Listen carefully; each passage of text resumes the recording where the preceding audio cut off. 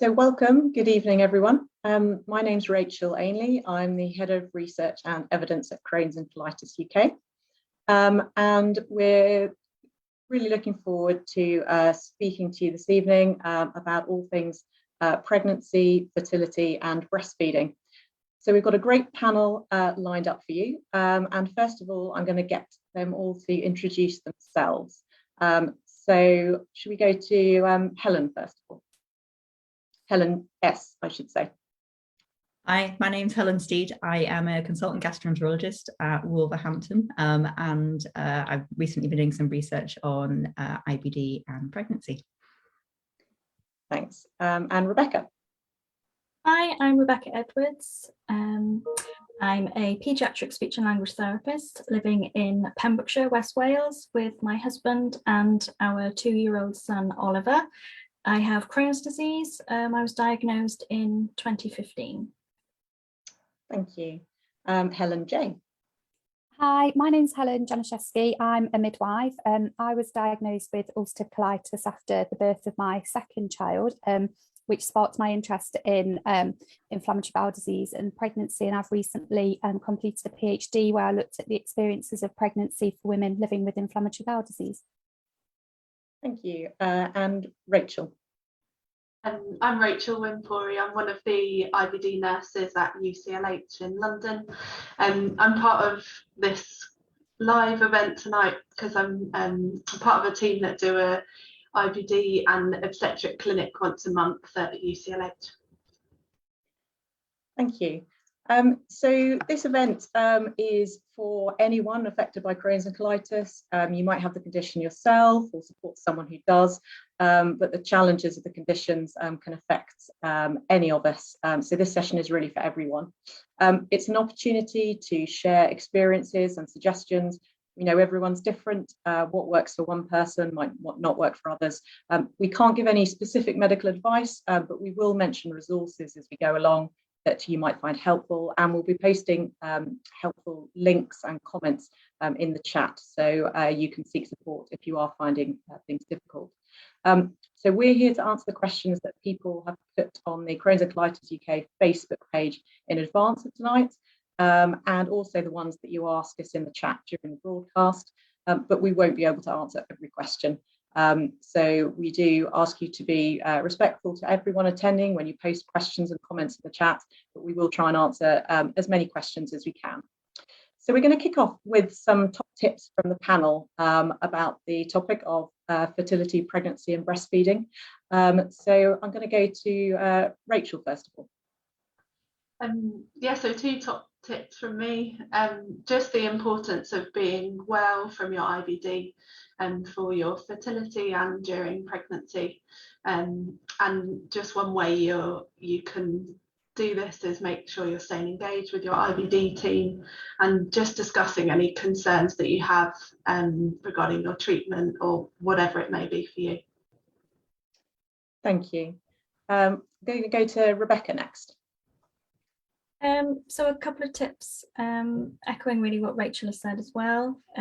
Prioritise your own health, regardless of what sort of stage you're at, whether it's during your fertility journey, during pregnancy, or even postpartum. You know, try to take care of yourself as best as possible by staying well and in remission.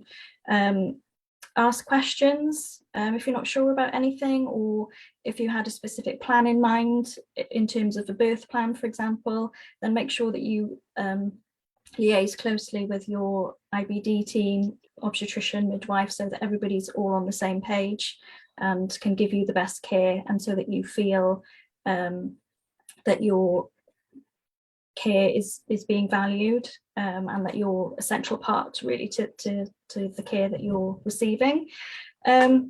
Ask for help. You know, if you're struggling, if you're worried, if you're concerned, then ask for help. Speak to a trusted friend or family member, or any health professional who is involved in your team, and try, although it's nice to read about other people's stories and successes with their fertility and pregnancy and things like that, try to focus on your own path, I guess, and where you're sort of wanting to end up, because it can be from my own experience, it can be very disheartening when you're reading other people's success stories and it's not happening for you, and you're thinking, well, I've got Crohn's disease in the same part of the bowel as that person, or we're on the same medication, and it can be really difficult to sort of separate it. So if you can try to sort of, you know, keep that in mind, that everybody's different, everyone's situation and experiences are completely different, then hopefully that will be reassurance for you as well. Thank you. Helen J next. So echoing, I think, what Rachel and Rebecca have both said, it's really important that you keep in touch with, you know, everybody who's involved in your care. So if you're pregnant, your midwife, your obstetrician, the gastroenterologist, your IBD nurse. And I appreciate, you know, that can be difficult because sometimes it can be lots of different appointments, but they do all bring, you know, something slightly different to that package of care.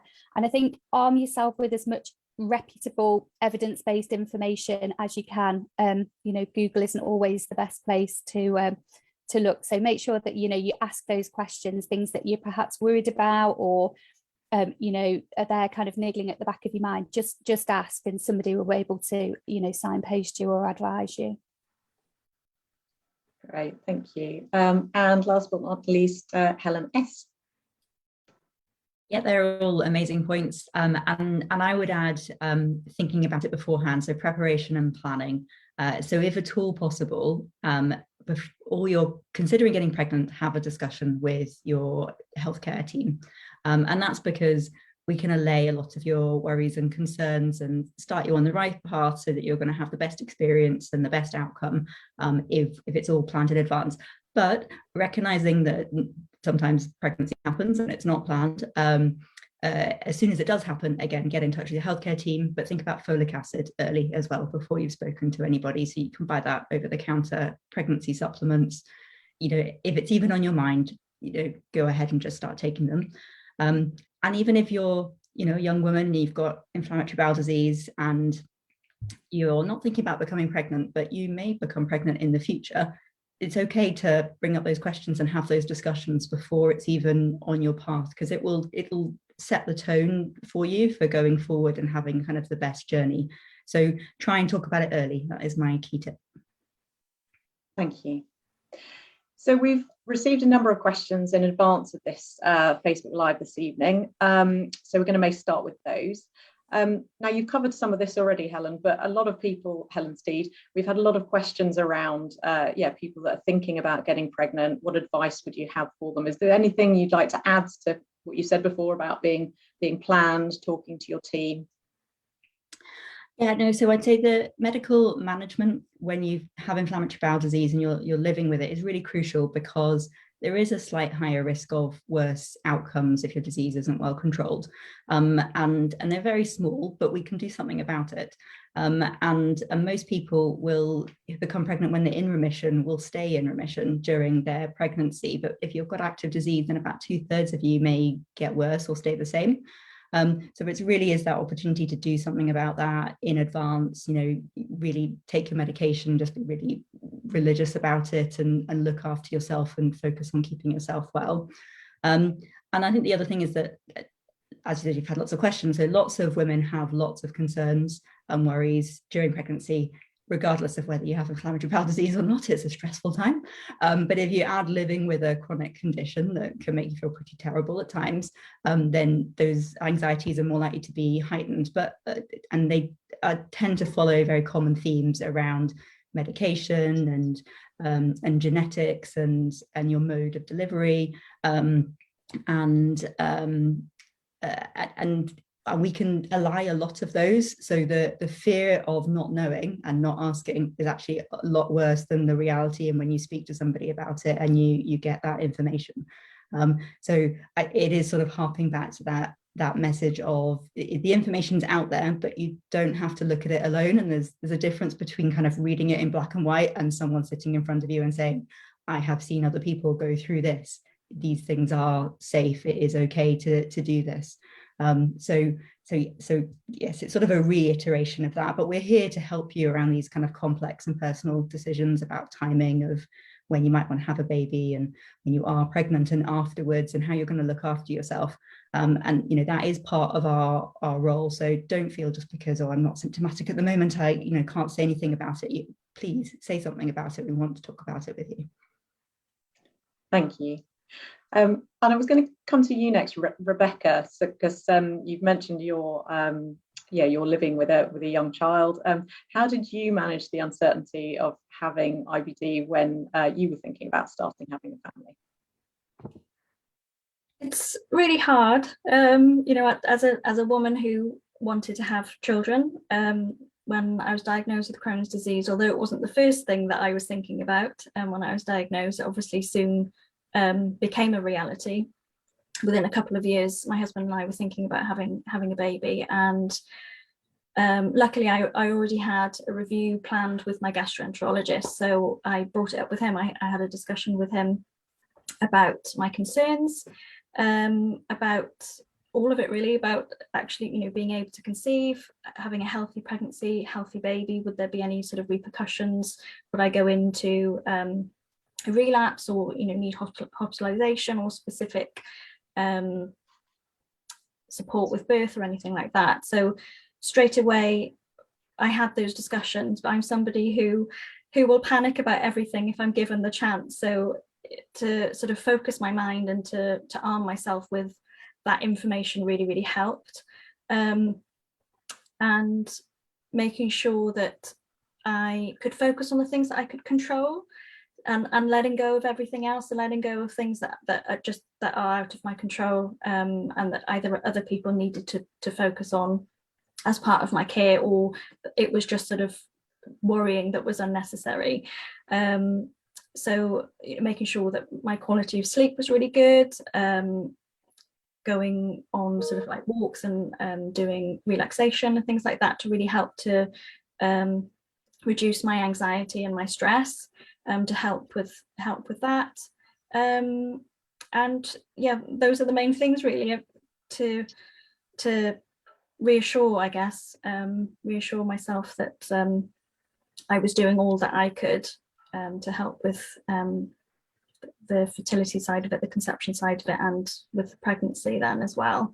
And also, even though I'm in remission, and I had been in remission for a couple of years, when we were thinking about having a baby, it took 18 months, and I'm somebody who doesn't have active Crohn's, so it's not always related to Crohn's disease that there may be sort of issues with around fertility and conception. So I did actually go to the GP as well, and I went down the route of getting investigations to check that I didn't have anything physiological going on in terms of my reproductive system, and even just going through the process of that and checking those areas out as well, it gave me the reassurance that everything was fine and everything was working okay, and within a couple of weeks I conceived. So for me, just having that reassurance really, and keeping myself well and as sort of stress-free as possible and sleeping well really helped in my experience anyway. Thank you. And that actually comes very nicely onto the next question that people have been asking us, and this one's to Rachel. How does IBD affect fertility for men and women? People want to know kind of what does the science say? So the first thing I thought of that has also been mentioned already is obviously if you have active inflammation and then you are unwell, this can have an impact on your fertility, and which is why the pre-planning and the talking about it beforehand to make sure that you and your IBD team are doing the best they can to keep you well during pregnancy, but also to help your fertility as well. Some things they may do is check like your vitamin and your folate levels and make sure you're on supplements for them.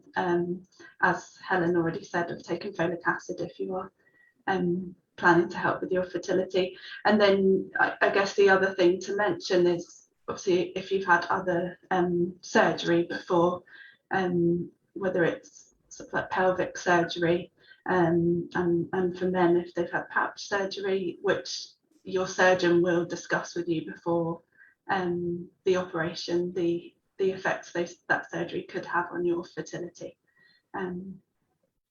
Yeah.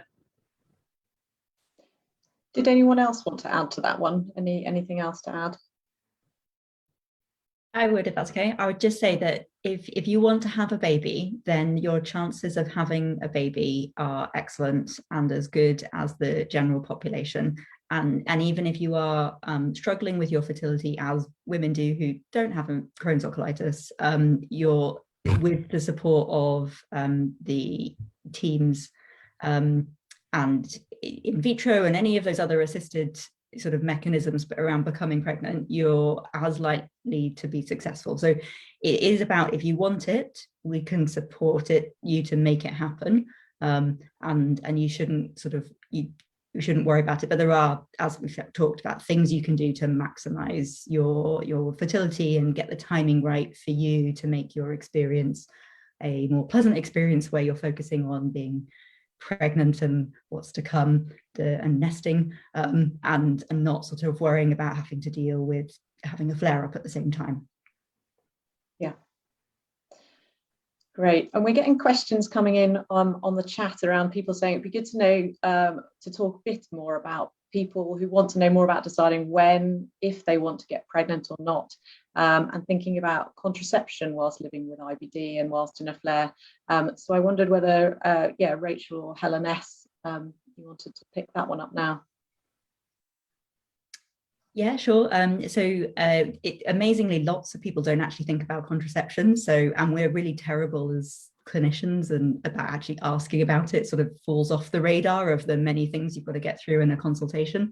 So in terms of contraception, it is recommended if you're not thinking about becoming pregnant, so that you don't have an unplanned pregnancy, and so we would recommend contraception. What you use is very individualized. There's not really a reason not to use most contraceptives, and the research evidence is that they shouldn't really have an impact on your IBD. Individuals do report some differences, but it's probably hormones themselves that just sort of how they would affect anybody. So they don't make you more likely to flare up or less likely to flare up. So there's no reason not to take contraception if you don't want to have a baby. And certainly once you've had a baby, you should also think about contraception, and your obstetricians will almost certainly talk to you about it at that point. It's sort of a standard part of practice. So no reason not to while you are not planning on having a baby, and then you can stop it, and there's not a delay in becoming pregnant. You can still become pregnant very quickly, so you don't need to worry about that sort of side of things. And then about living with IBD or when you're in a flare up in terms of timing. So I think sort of reiterating what we said, if you're in remission, you are much more likely to stay in remission during your pregnancy, and not having to take steroids or have investigations or be admitted to hospital while you're heavily pregnant is a much more pleasant experience. So we do recommend that you're in well-controlled disease, but if you've got mild disease, it's still unlikely it's going to get any worse than mild disease during pregnancy. So it's sort of, we want you at the better end of the spectrum rather than at the worse end where you're having a lot of symptoms and flare-ups, and that does just make things more complicated. You'll just need more intensive management, and there is a slight higher risk of complications, like having to have a cesarean section when you wouldn't have otherwise needed one, or the baby being a bit small for dates, or born a little bit early. So for all those reasons, we recommend that you're well when you're becoming pregnant, and that is more likely to keep you well, and that you come to all your appointments. We'll probably just see you a little bit more intensively than we would. The obstetric team will offer more frequent appointments to monitor you. They may ask you to take some aspirin. They may ask you to have some extra scans just to try and really keep you well. I think the old message always used to be, don't delay having a baby if you have IBD. I don't think that we don't give that message anymore, because that's not true. And you can have a baby and you should have it when it suits you and the timing is right in your life. And the reality is probably the rest of your life is more important for the timing of when you have a baby, rather than just sort of your disease. That's just one part of your life. Everything else, all your other circumstances, having a baby is such a massive life event and such a change in circumstances. You're suddenly responsible for this whole other little person that you're going to put in front of everything else. That should really be the governing things, and you should manage your disease alongside it, but it shouldn't be the controlling factor. That would be my suggestion anyway. I don't know if anyone feels differently. Did anyone else want to comment on that one? Helen. Lovely, they all agree with me. They're all going to agree with you. I'm going to come to you next then, Helen. Other Helen J. Because a number of people have asked how IBD, how affects people are able to give birth. And Helen S has just mentioned in terms of mentioned cesarean. So yes, open to you. Yeah, how does it affect it? Thank you. So I think mode of birth is something that every pregnant woman, or even before they become pregnant, it's something that they do think about, and it's a really, really personal decision. From an IBD perspective, there's really quite few circumstances that a cesarean section would be recommended, and that would be if there was active perianal disease, or if you've had an ilioanal pouch or a J pouch. So in terms of IBD, the recommendations tend to lean towards a vaginal birth. However, there could be obstetric complications. So there could be complications with the pregnancy where the obstetricians are recommending a cesarean section. Or again, it may be that actually that's the woman's preference, and that she would, feels that a cesarean section would be a preferable choice for her. I think the most important thing is to have those discussions early. I think, Rebecca, you said earlier on about a birth plan and making sure that you're sharing, your plans, your hopes, your wishes, because all of your team will work with you to support that, as best as they can. Yes, thank you. I was going to come back to you now, Rebecca, actually, because people are asking how does living with Crohn's affect your family life, and what advice would you give for others from your experiences? As Helen Steed said, having a child anyway is massive. It's a massive impact on your life. Being a parent is hard work. It's exhausting at the best of times. And I'd say for me, the biggest impact, because I suffer, whilst I'm in remission, I'm still on medication, and I still suffer with really bad fatigue, and I have pain fairly regularly. So whilst I'm in remission, I'm not symptom free. So the fatigue element can be really, really difficult, because I have a 2-year-old who's full of life and wants to play with his mummy, and wants to be with me all the time, and that's really hard. And whilst many of us feel mum guilt at certain points in our parenting sort of time, I have a lot of mum guilt, and the disappointment is really difficult, I find, to cope with. And although he's still very young, he's only 2, so that the level of disappointment of not being able to go on a special trip, or going out for the day, or to, I don't know, going out for food if I'm in a flare, or if my fatigue is too bad, it's hard to sort of see that disappointment on his face, and to feel really guilty that I'm the one that's stopping him, or stopping us as a family having really nice times together. So that's really, really hard.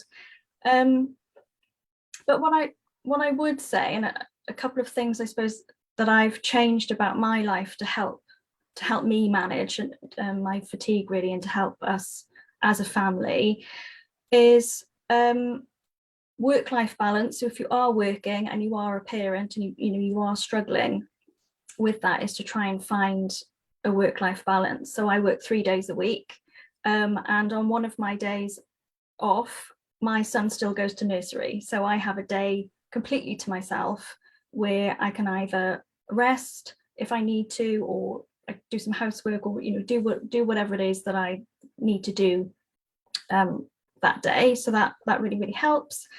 Another thing is, I don't really like cooking anyway, but meal prep is a good one, so that in the weeks, when you're working, and your children or your child comes home from nursery or school really exhausted and needs your attention, if you've already prepped food, then that can be really, really helpful. I actually order, I have a subscription service that I've signed up to, where I have healthy meals delivered, and both Oliver and I will eat those. My husband works away for 3 weeks at a time, so we're on our own for 3 weeks, which is really, really hard. So from a nutrition side of things, it makes sure that we're both eating well and keeping ourselves well, but it means that it's not all on me to try and sort of be there for him, be there for myself, meet my own needs, and cook and clean, and, you know, do everything else as well. So if there's any, you know, any other ways that you can ask for help or get support to help with that impact, do it. You're not a failure, you're not a bad mum at all. Just do what you need to do to get by and to survive, because it's taken me a long time for that to sit right with me, but I've gotten to the point where I want my energy to be focused on family life and on my son, for us to have more of those special moments and you know, trips and things for us to do together. I don't want to be taking up all my time cooking or cleaning or doing the things that I should be doing as a mum. So yeah, so that's what I do. And the other thing is that being a parent with IBD has given me the opportunity to be true to myself in terms of how I'm feeling and my emotions, because, you know, IBD is so unpredictable, and, you know, you can feel so upset, so despondent, so cross with yourself, cross with your body that it's not working properly for you, or that, you know, you're disappointed, you feel guilt all of the time. All of these different emotions and feelings crop up to the surface all the time with IBD. But the positive I try to take from that with having my son is that it's showing him that feeling these emotions are completely normal. It's okay to show these emotions. All of these feelings and emotions are completely valid. It's okay not to be okay. And whilst, you know, he can get disappointed with certain things, unfortunately we face disappointment throughout our lives all of the time. So I feel that in a way it's helping him to sort of start to understand and cope with little bits of disappointment, and also hopefully it's fostering in him that empathy and that compassion for other people that may not be able to do the same things as him, who are poorly, who are fine one day and are really ill the next. So, you know, whilst having IBD as a parent is really, really hard, and it's and you know, even on those sort of darkest days with IBD, I make sure that he sees that in a way, because I want him to understand that I am unwell. I have a long-term condition that does stop me from doing things and may stop us as a family from doing things, but I hope that he will have more compassion for other people and more acceptance of other people by experiencing that firsthand with me, I guess. Thank you. Helen J, I wondered if you wanted to add anything to that. I think it's about being kind to yourself, isn't it? I think, as Rebecca said, there's a lot of mum guilt that does happen, and I think it's, you know, looking for those kind of practical solutions. I think when you've got, you know, a new baby and people are offering to help, accept that help. I think, you know, there is this feeling of, you know, I can do it, I want to do it, but it's being really, you know, pragmatic about it all, and that actually, if, you know, by accepting that help, it conserves some energy so that you can do some of the, you know, the nicer things, then, you know, absolutely that's what you need to do. And I think it's about, you know, I think having that kind of flexible approach in your life, that, you know, something might not happen on the day that perhaps you planned, but you could do it another day. And I think, you know, having children that are kind of brought up in a quite flexible environment can be helpful for later life too, can't it? Yes. Rachel, I was going to come to you next. People are asking, how can I cope with the uncertainty of what will happen whilst I'm pregnant with IBD?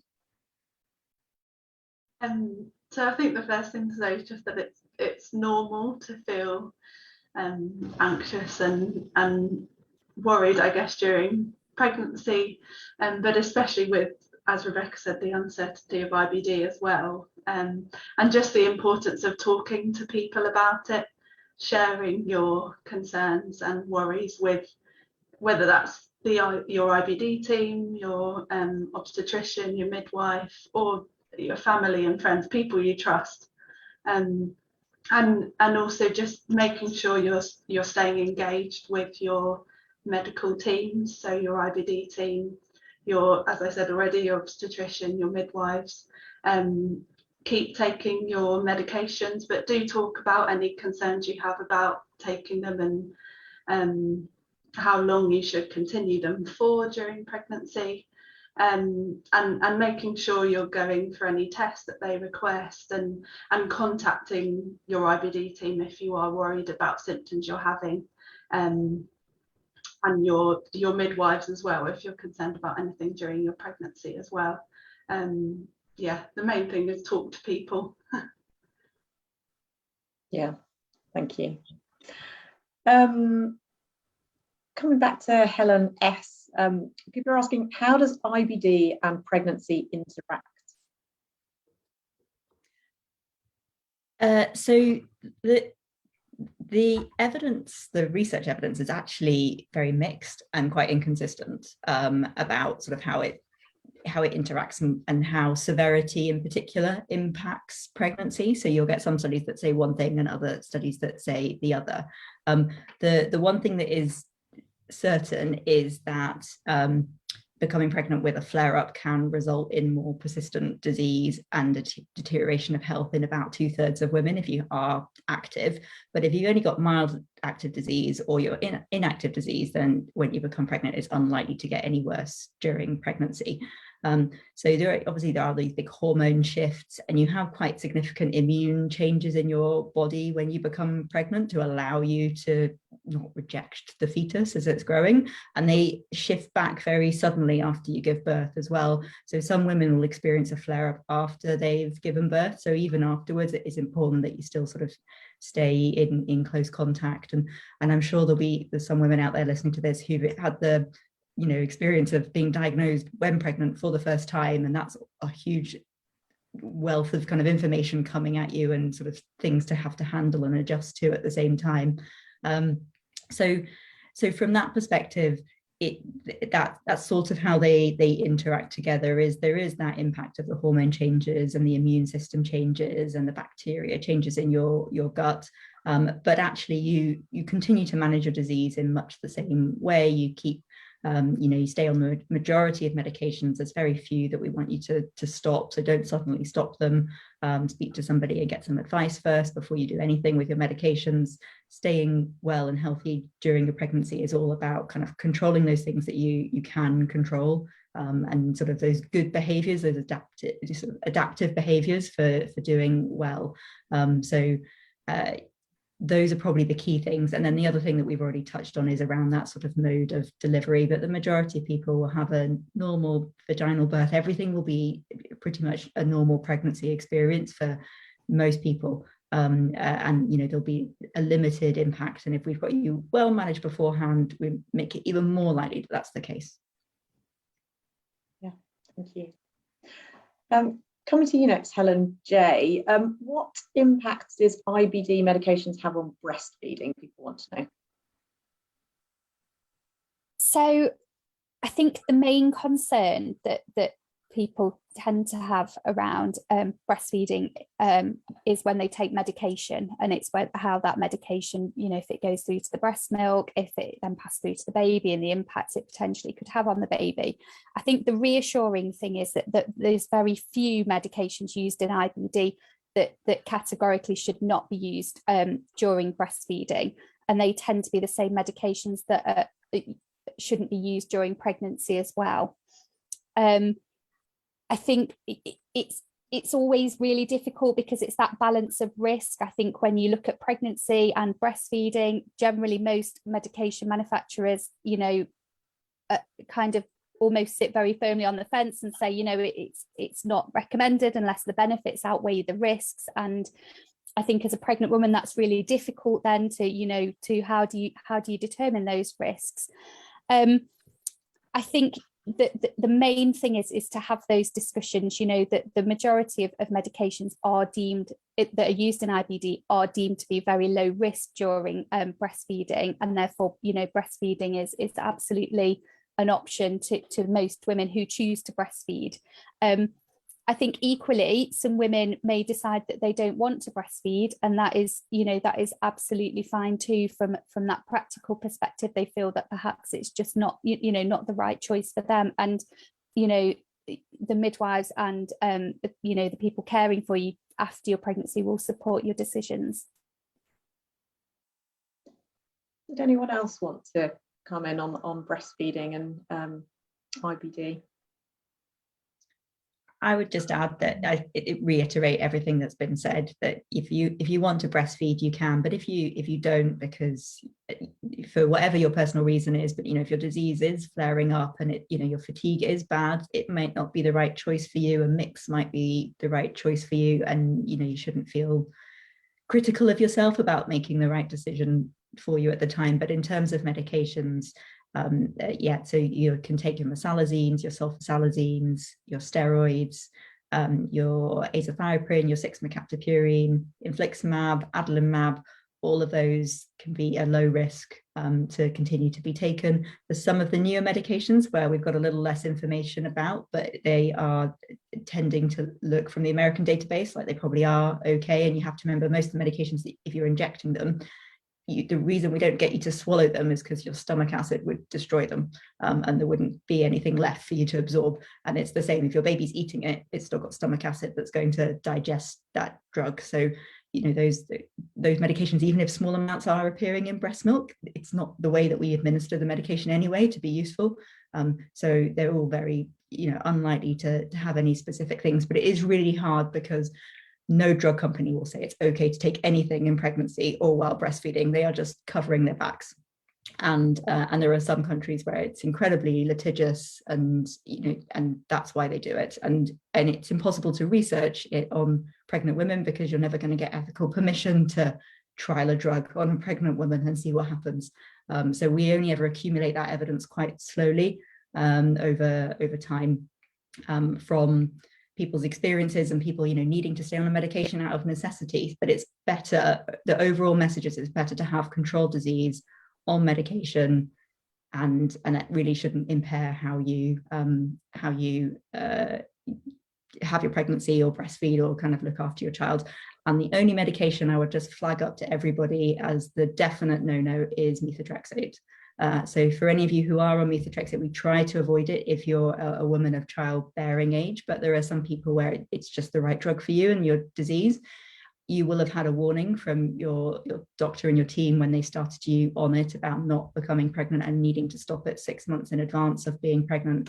It's exactly the same. You shouldn't be on it for breastfeeding either. So that's the kind of clear no-no. And then there's some antibiotics, but, you know, you could deal with them individually. You're not likely to be on continuous antibiotics for most people. So that would be a for discussion with your GP or your IBD team. But yes, I would reiterate, safe, breastfeed if you want. And in general terms, medications, pregnancy, breastfeeding, what would you say to people who've got concerns, they're not sure what they should be doing? Is it talk to your team? Absolutely, yeah. I'd say, you know, if you start new medications, you should be given advice at that time. Keep that dialogue going. So, you know, when you, because circumstances do change, people can be on medications for long periods of time. So yeah, absolutely, keep those conversations going with you know, those that are providing care for you. Great. And we've also had another question coming in from the chat. Some people who've had surgery for their Crohn's and colitis have questions about whether this affects their fertility. Is there any evidence for this? Who wants to take that one? Helen? I can, if you like. Yeah. Yes, there is. So the majority of surgery is not really likely to impact on your fertility. The exception to that really is probably pouch surgery. And if you have had to have your colon removed, you will have had an ileostomy or stoma initially. And almost certainly your surgeon at the time will have spoken to you about it, but you may not remember it because it will have all been very, you know, stressful, and a lot of stuff will have been being thrown at you at that moment, about that the conversion to a pouch can cause a reduction in fertility just because of scarring and sort of where the pouch sits in relation to the uterus anatomically. So there is a small increased risk of infertility, but as I said earlier, that can be overcome with assistance if that is necessary. So almost everybody who wants to have a baby, even if they've had surgery, will be able to become pregnant. It may not be a standard pathway. You know, you may need the assistance of an infertility clinic to help with that. But for most surgery, it's not a particular issue. So having a stoma is not an impact on fertility. You obviously might get some effects in pregnancy, but not on actual fertility itself. So just that pouch. And when they go to form the pouch with you, if you're a young woman of childbearing age, they will discuss that with you as well. And they may recommend that if you are planning on having a baby, that you perhaps stay with your stoma and have your pregnancy then, and then afterwards, then they do the pouch surgery for you just to reduce that impact. But again, that's a very individual, complex decision that you need to have a proper discussion with your surgeon about. Thank you. Does anyone want to add to that?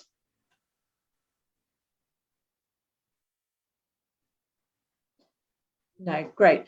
Then let's move to a question about research, and I'm going to come to all of you on this one. We've had various discussions about kind of what we do know, what we don't know about IBD and pregnancy.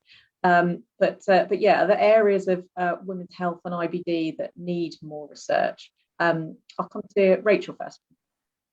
Yeah, I think the most common question I get asked is kind of a bit what we've discussed already of the medication safety in pregnancy and breastfeeding. And I think as an area, like Helen has said, that we're only going to get more information as we happen to have pregnant ladies who need to continue on these medications during pregnancy to keep them well. And as we, I guess IBD teams all over the country and world put data more together looking at these medications, and it's definitely a question that my patients would like more information on. Great. Helen J. Where to begin? I think that there's, you know, huge amounts that we could still, you know, that still needs to be looked at. I think something that I'm really interested in from a research perspective is looking at the timing of when information is given to women. You know, there's evidence to suggest that women who are sort of, you know, almost counselled preconceptually about, you know, like we've discussed the benefits of staying well and things, but when should these discussions, you know, be had? You know, is it as soon as somebody gets to a sort of childbearing age, or is it at a certain point, or, you know, how do we kind of keep that dialogue going? And as we've said, if you wait for somebody to, you know, for the woman to start bringing it up, is there a missed opportunity? Is she, you know, is she already pregnant at that point? So I think that would be really useful to understand more about. Yeah, thank you. Rebecca, did you want to add anything from your experiences? I think in terms of women's health in general, the link between sort of IBD and any effects that it can have on like your menstrual cycle, or even any reproductive issues, you know, is there a link between sort of the likelihood of having increased endometriosis or polyps, or, you know, that kind of research would be really interesting. And from a personal experience, I have noticed that more so before I had my son, that on the first day, like since being diagnosed with Crohn's, then on the first day of my period, I would have really bad sort of generalized pain, sort of, you know, in the sort of stomach and bowel area and higher up, for a day or two, and it would link with my menstrual cycle. So it'd be interesting to know sort of whether whether there is a trigger there, whether, you know, inflammation can either exacerbate the symptoms in your menstrual cycle, or vice versa, whether the menstrual cycle can sort of, you know, trigger your sort of Crohn's, or to have a flare up, I suppose. So just, yeah, general possible links with women's health would be interesting to know. Thank you. Helen S. Yeah, so there's so many areas. It's quite evidence free. So lots of things. I think, as Helen J has said, there is a lot that we do know, but we don't necessarily know exactly when to do it and how to do it. So there is that research around sort of the behavioral science of supporting people during these time periods. So I think as healthcare professionals, we kind of feel like, well, we get one appointment with you, we throw loads of information at you, just hope that some of it sticks, and then signpost you to some places so you can follow it back up and say, give us a ring if you've got any other questions. You know, there must be a better way of doing it than that. So I completely agree. I think that, you know, we do need more research around behavioral science, and the pandemic has been a, you know, exemplar of how actually important that is.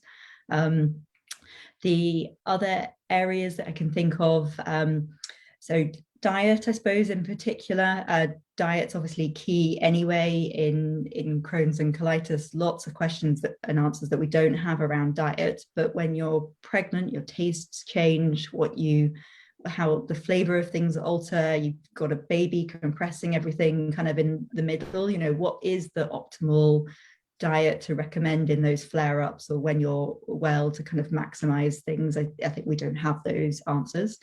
And another area is there is historic evidence that there is higher rates of what has been previously termed voluntary childlessness within the Crohn's and colitis community.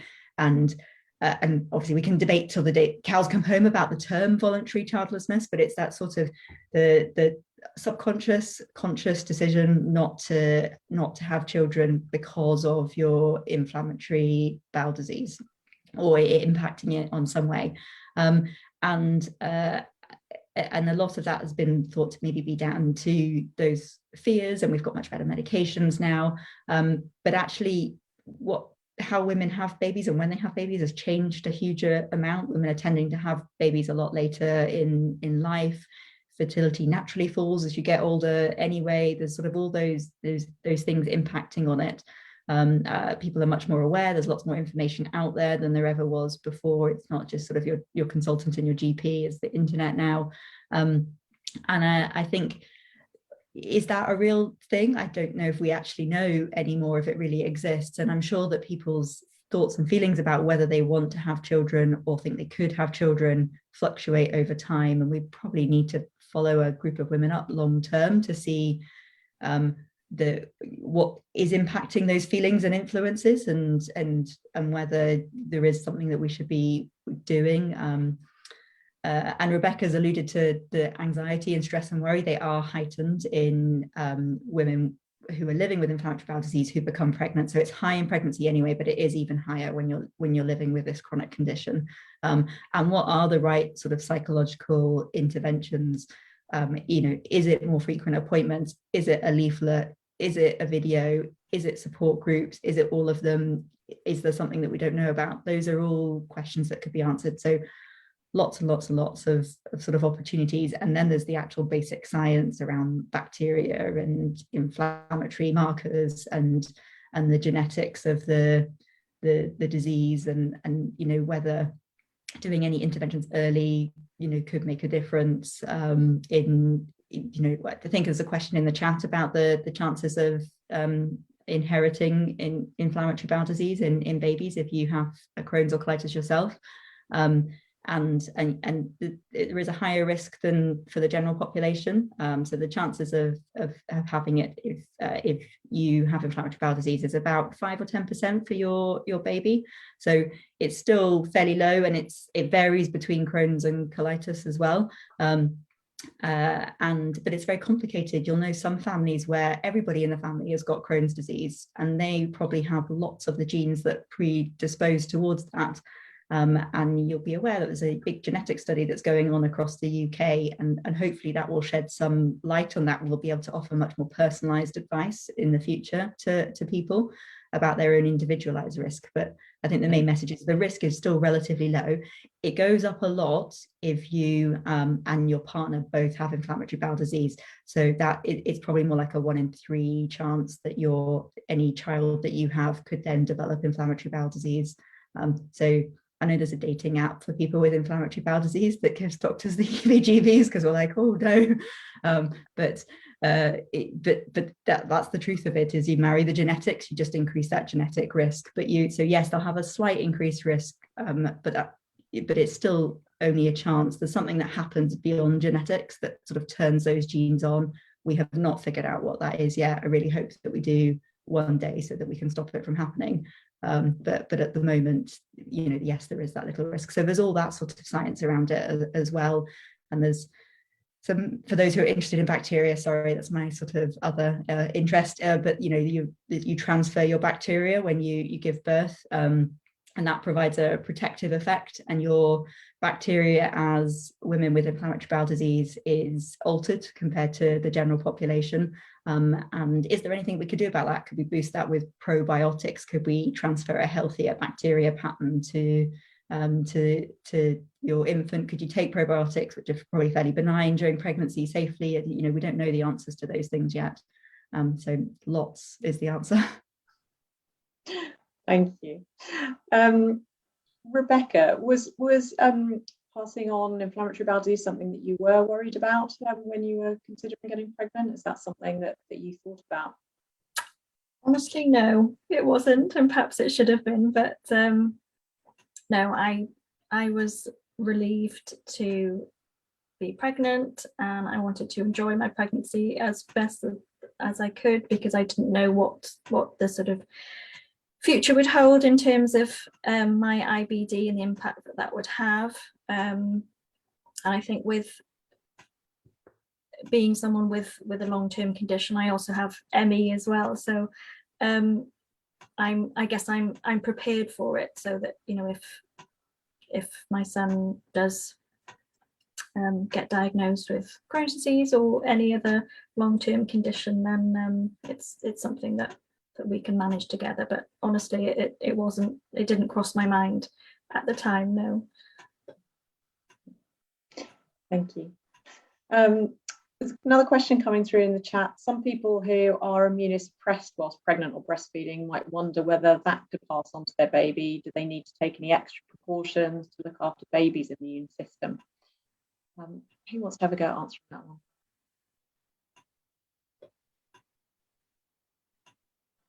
The only thing that we will normally advise in our clinic is in terms of the vaccinations the baby needs. There is one I'm aware of, Helen J may be able to say others, of the live vaccines, that babies shouldn't receive that for 6 months after the mum receiving a biologic drug. But my understanding is just the rotavirus vaccine that has to be delayed, otherwise they can have all their other vaccinations. Just the BCG vaccination as well should be delayed along with the rotavirus. So, but that's kind of not a routine vaccination for all babies. But again, I think it's just having that awareness that if the BCG is recommended, then that should be delayed if the mum's had infliximab. I guess the question around, should they be worried if they're taking immunosuppressants in pregnancy that there's going to be any effect on the baby's immune system? Helen? No. Yeah, there is research studies at looking at this. They've followed babies up for 5 years, and I think the only thing they found with some medications is one, immunoglobulin is slightly lower, and that seems to have had no impact on the development of the babies, the children, and when they reach their milestones. So no, you don't need to worry about that. There are some medications that historically we used to stop at a certain trimester in pregnancy, but as the evidence has come through, we can continue them during pregnancy. We often talk to you about your options then and what it means. And there are other biologic medications that we are still stopping in the UK, but they're not stopping in America. And I think that data is coming, where we probably will say, if you need them, we're not going to have to stop them, but we're just not quite ready to say there's enough evidence to change our guidelines yet. But yes, this has been researched. So it's the sort of one thing you can do. They've taken cord blood, and then there've been cohorts of children that have been followed up long term. It doesn't seem to have any negative impact on their own immune systems. And as we mentioned earlier, likewise in your breastfeeding, it's such a tiny amount of the drug. By the time it's gone through your whole body and system and then made it into your breast milk and then been digested by the baby system, it's such a trace amount often in the breast milk itself that just doesn't have any impact. And then for some of the medications, that's just not the way we give them anyway, because they don't work orally. You have to take them as an injection. So again, it just gets destroyed by the gastric acid in the stomach. So nothing special that you have to do. And the one key thing that you can do for your baby's immune system is vaginal births if it's appropriate, and breastfeeding, and that is around the transfer of your bacteria and immune system to the baby in that moment of birth. And breastfeeding itself has an immunoprotective effect and it's got lots of health benefits for the baby and for you. So really, recommend, but accepting that it may just be impossible for somebody, and you shouldn't feel guilty about that, because for any mum, regardless of whether you're living with a chronic illness or not, the first 5 years is just about survival and getting through for all of you. So yeah, it just has to be a balance. Nobody's perfect, and even if you think someone else is doing an amazing job, I promise you they're crying inside. So yeah, don't set too high expectations for yourself. So we're coming towards the end now. So just to conclude, so similarly, all the tips that you mentioned at the beginning, if there was one thing that people should take away from this Facebook Live, if they're considering having a family, what would it be? Rachel? So go ahead. And I guess the main thing is talk to people about it and make sure you're as informed as you can be beforehand. Helen J? I absolutely agree. Talk to people, talk to those that are providing care to you, gastroenterologist, IBD nurse, GP, get as much information as you can and keep those conversations going. Helen S? Yeah, I'm going to echo it. I'm afraid very repetitive. Talk to us. Come and talk to us, please. And Rebecca? Yep, as everybody else has said, really, keep yourself well, talk to your team, but also make sure that the teams are talking to each other as well. So I was very fortunate in my care that my obstetrician and my gastroenterologist were naturally linking with each other and making joint decisions about my care. I didn't need to be the go-between trying to sort of organise people talking to each other. So try and ensure that they are linking together. Thank you. And thank you all. And thank you everyone who's attended tonight. We've had some really good discussions. We know that starting a family won't be the path for everyone, but we really hope that you found this event useful. Our website, Crohn's and Colitis UK website, has lots of information on this and other aspects of women's health. And I think the message coming out of here is, if you've got any questions, any concerns, talk to your IBD team, talk to your GP, make sure you get the information that you need to make the right decision for you. This broadcast is recorded and it will stay on the charity Facebook page and also go on our YouTube channel. So please do let people know if you think they would be interested in listening back. We're going to be hosting more Facebook Lives throughout this year. The next one will be on new treatments on the horizon and moving towards personalised care for IBD, and we'll also be doing one on diet, so look out for more information on those. And yeah, please do visit our website for all of the most up-to-date information. So I'd just like to say thank you to all of you for attending. Huge thank you to the panel for sharing their experiences and tips, and good night.